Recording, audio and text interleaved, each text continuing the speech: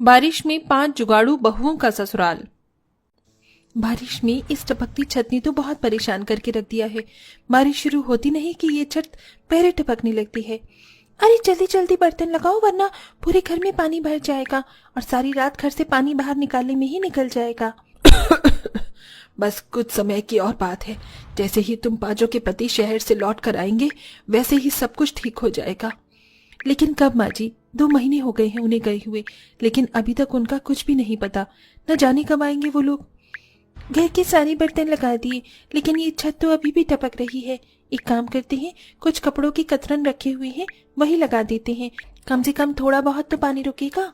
5 बहुएं मिलकर कपड़ों के कतरनों को छत से टपक रहे पानी के छेद में लगा देती हैं, जिससे थोड़ी देर के लिए जैसे तैसे करके छत से पानी टपकना बंद हो जाता है और 5 बहुएं अपनी सास के साथ सो जाती हैं। लेकिन तभी तेज बारिश होने की वजह से अब उन कपड़ों के अंदर से भी पानी टपकने लगता है, जिससे धीरे धीरे पूरे घर में पानी भरने लगता है। अब हम क्या करें? ऐसे तो हमारा पूरा घर पानी से भर जाएगा। 5 बहुएं काफी ज्यादा परेशान होती हैं कि तभी सेजल की नजर चूल्हे के पास रखी कुछ पन्नियों पर जाती है। मेरे पास एक जुगाड़ है, क्यों ना हम इन पन्नियों को इन छेद में लगा दें। पन्नी तो आसानी से पानी को रोक लेती हैं, इससे हमारा घर में पानी भी नहीं आएगा। बाकी बहुओं को भी सेजल का जुगाड़ काफी पसंद आता है, जिसके बाद अब 5 बहुएं जल्दी से उठती हैं और सभी पन्नियों को छत से टपक रहे पानी वाले छेद में अच्छे से लगा देती हैं, जिससे अब पानी टपकना बिल्कुल बंद हो जाता है। इस टपकती छत से छुटकारा तो मिला। आज रात हम सब आराम से सो पाएंगे। कभी कभी तो सोचती हूँ ये भगवान बारिश का मौसम लाता ही क्यों है। काश ये बारिश का मौसम हमेशा हमेशा के लिए बंद हो जाए। मोहिनी ऐसे बारिश के मौसम को क्यों कोस रही हो? इतनी मुश्किल से तो इस टपकती छत से छुटकारा मिला था, लेकिन अब घर की दहलीज से बारिश का पानी अंदर आने लग गया है। ये देखो, आधे से ज्यादा चूल्हा गीला हो गया है। अब हम खाना कैसे बनाएंगे? ये तो बड़ी परेशानी है। पूनम मोहिनी दोनों गीले चूल्हे को देखकर काफी परेशान हो रही थी कि तभी पूनम को एक जुगाड़ सूझता है। पूनम जल्दी से अपने घर के पीछे वाले हिस्से में जाती है और वहां से एक टीन का डिब्बा लेकर आती है और उसको अच्छे से काट कर चूल्हे के पास रख देती है और अब उसमें कुछ लकड़ियों को जलाकर डाल देती है। ये तुम क्या कह रही हो? मिट्टी का चूल्हा तो इस बारिश में गीला हो जाता है, लेकिन ये टीन का नहीं होगा। अब आराम से इस टीन के चूल्हे पर खाना बना सकेंगे हम। पूनम के जुगाड़ की वजह से अब सभी बहुएं आराम से उस टीन के चूल्हे पर खाना बनाती हैं और ऐसे ही कुछ समय गुजर जाता है। लेकिन इस बारिश के मौसम का कहर अभी भी 5 बहुओं पर बरसना नहीं रुकता। अभी थोड़ी देर पहले ही तो पोंछा लगाया था, लेकिन फिर से जमीन गीली कैसे हो गई? इन दीवारों से तो पानी आ रहा है, लगता है इन्हीं की वजह से ये जमीन गीली हुई है। गीत मोहिनी जैसे ही छत पर चढ़ती हैं तो देखती हैं कि उनकी छत पर ढेर सारा बारिश का पानी जमा हो रखा है, जिसके चलते वो सारा पानी उनकी कच्ची दीवारों से होकर उनके घर के अंदर आ रहा है। अगर ऐसे ही पानी हमारी छत पर जमा होता रहा तो हमारी छत तो काफी कमजोर हो जाएगी। अपनी छत की ऐसी हालत देख गीता कबाड़ी की दुकान से एक प्लास्टिक का पाइप लेकर आती है, जिससे वो छत के एक कोने में लगा देती है और अब जब भी बारिश आती तो छत पर पानी जमने की वजह से वो पाइप से नीचे गिरने लगता, जिससे अब उनके घर की दीवारों से पानी आना बंद हो जाता है। लेकिन कच्ची मिट्टी का घर इस बारिश के मौसम में कहां ज्यादा दिनों तक टिकने वाला था। लगातार तेज बारिश होने की वजह से उनके घर काफी ज्यादा कमजोर हो चुके थे और आज तो उनके घर की एक दीवार टूट कर गिर जाती है। बहू, ये क्या हो गया? ये घर मेरे पति ने अपने हाथों से तैयार किया था और आज इस घर की एक दीवार टूट गई। हम आपकी भावनाओं को समझते हैं, लेकिन हमें जल्द से जल्द इस घर से बाहर निकलना होगा। बाकी की 3 दीवारें भी कभी भी टूटकर गिर सकती हैं।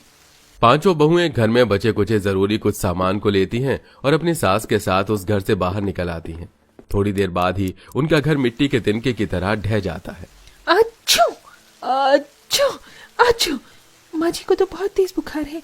अगर ये ऐसे ही बारिश में भीगती रही तो इनकी तबीयत तो और ज्यादा खराब होने लगेगी। अगर आज हमारे पास हमारा एक अच्छा घर होता तो हमें यूं माँ जी को लेकर दर दर नहीं भटकना पड़ता। इस बारिश में घर और अपनी सास की तबीयत को लेकर 5 बहुएं काफी परेशान होती हैं। काफी देर तक बारिश में सिर छुपाने के लिए इधर से उधर भटकती हैं।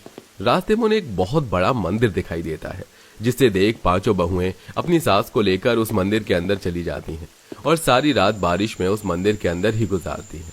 कल की रात तो हमने इस मंदिर में गुजार ली, लेकिन मंदिर के पंडित जी हमें ज्यादा देर तक यहाँ नहीं ठहरने देंगे। हमें कहीं ना कहीं तो सर छुपाने का ठिकाना ढूंढना होगा। पांचों बहुएं बारिश के मौसम में अपने घर को लेकर काफी ज्यादा परेशान होती हैं कि तभी शशिकला जोर जोर से खांसने लगती है। मैं माँ जी के लिए पानी लेकर आती हूँ। प्रियंका मंदिर के नल के पास पानी लेने के लिए जाती है, जहां उसे एक प्लास्टिक की बोतल पड़ी मिलती है। प्रियंका उस प्लास्टिक बोतल में पीने के लिए पानी भरती है कि तभी उस प्लास्टिक की बोतल को देखकर प्रियंका के मन में एक और नया जुगाड़ आता है और वो जल्दी से भागी भागी मंदिर के अंदर आती है। मेरे पास एक जुगाड़ है, क्यों ना हम पांचों मिलकर अब जुगाड़ से इस बारिश में अपने लिए घर बनाएं। हम प्लास्टिक की बोतल से इस बारिश से बचने के लिए घर बना सकते हैं। अभी जब मैं बोतल के अंदर पानी भर रही थी तो देखा कि कैसे ये प्लास्टिक की बोतल के अंदर का पानी बाहर नहीं आता और न ही बाहर से पानी अंदर आता है। प्रियंका बिल्कुल ठीक कह रही है। जब मैं स्कूल में थी तो हमने भी ऐसे ही प्लास्टिक की बोतल से एक एग्जीबिशन बनाया था। प्लास्टिक की बोतल का घर बनाना एग्जीबिशन बनाने जितना तो आसान नहीं है, लेकिन हम सब कोशिश तो कर ही सकते हैं। प्रियंका गीता की बात मानकर बाकी की तीनों बहुएं भी उनके साथ आसपास के लोगों से काफी सारी प्लास्टिक की बोतल को इकट्ठा करती हैं और एक खुले मैदान में जाकर अपना घर बनाने के लिए जमीन में पत्थरों की मदद से खुदाई करने लगती हैं। चलो, जमीन की खुदाई तो हो गई, अब हम इन प्लास्टिक की बोतल से अपने घर की नींव रखना शुरू करते हैं।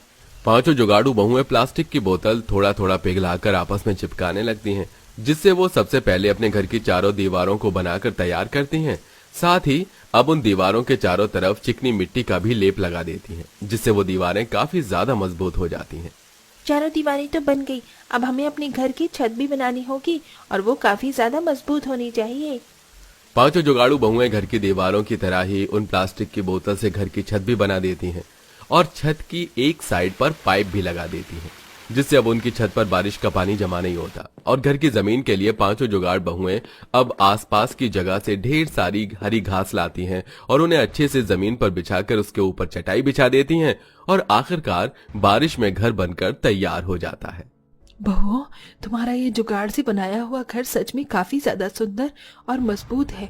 बाहर जितनी तेज बारिश हो रही है, लेकिन घर के अंदर एक भी पानी की बूंद नहीं आई और ये जमीन देखो, सोने में भी कितनी ठंडी लग रही है। अब हम आराम से अपने जुगाड़ के घर के अंदर रह सकेंगे। अब हमें दर दर यूं बारिश में नहीं भटकना होगा।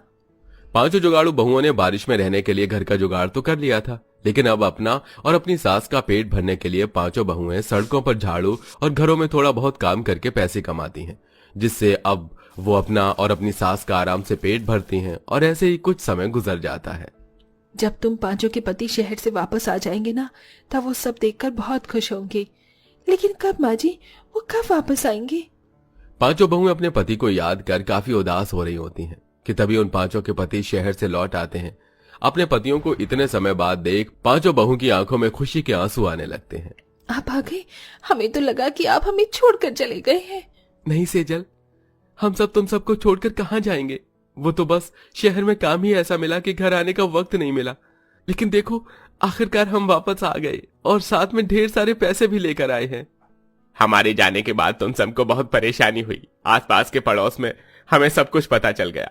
तुम्हारी जगह कोई और होता तो कब का हार मान चुका होता। लेकिन तुम पांचों के जुगाड़ से आज तुम्हारे साथ साथ हमारी माँ भी बिना परेशानी के रह रही है। हमें तुम पर बहुत गर्व है। पांचों भाई जो भी पैसे कमा कर लाते हैं, वो उन सभी पैसों में से अपने परिवार के लिए एक अच्छा पक्का घर बनवाते हैं। साथ ही अब गांव में ही अपना खुद का छोटा मोटा कारोबार शुरू कर लेते हैं और अब पूरा परिवार हंसी खुशी रहता है।